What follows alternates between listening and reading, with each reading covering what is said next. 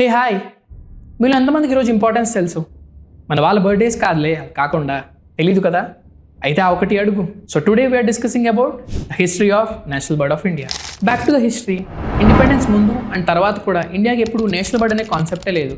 But in 1960 టోక్యోలో జరిగిన international bird preservation council కాన్ఫరెన్స్లో ప్రతి కంట్రీని ఒక నేషనల్ బర్డ్ని డిజిగ్నేట్ చేయాలని అడిగింది. మన ఇండియన్ సబ్ కాంటినెంట్లో చాలా వెరైటీస్ ఆఫ్ బర్డ్స్ ఉన్నాయి, కానీ ఇండియన్ నేటివ్ బర్డ్స్ మాత్రం తక్కువనే చెప్పాలి. Bird man of India doctor Salim Ali the great Indian బర్డ్స్ని రికమెండ్ చేశారు. ఎందుకంటే డేటా ప్రకారం 1960లో ఈ పక్షులు కేవలం 1260 మాత్రమే ఉన్నాయి. వీటిని నేషనల్ బర్డ్గా కన్సిడర్ చేస్తే వాటిని ప్రిజర్వ్ చేయొచ్చని ఒక థాట్తో ఈ నేమ్ని ప్రపోజ్ చేశారు. And also there were many recommendations to it, కానీ టాప్ చాయిసెస్లో మాత్రం peacock and the great Indian bustard ఉన్నాయి. Then why peacock? Why not great Indian bustard? The great Indian bustard మన నేషనల్ బర్డ్ కాకపోవడానికి main reason is its name. Yes, బస్టర్డ్ని bastard అనే ఒక abusive వర్డ్తో ఇంటర్నేషనల్ కమ్యూనిటీ మిస్అండర్స్టాండ్ చేసుకుంటుందనే రీజన్తో దాన్ని రిజెక్ట్ చేశారు.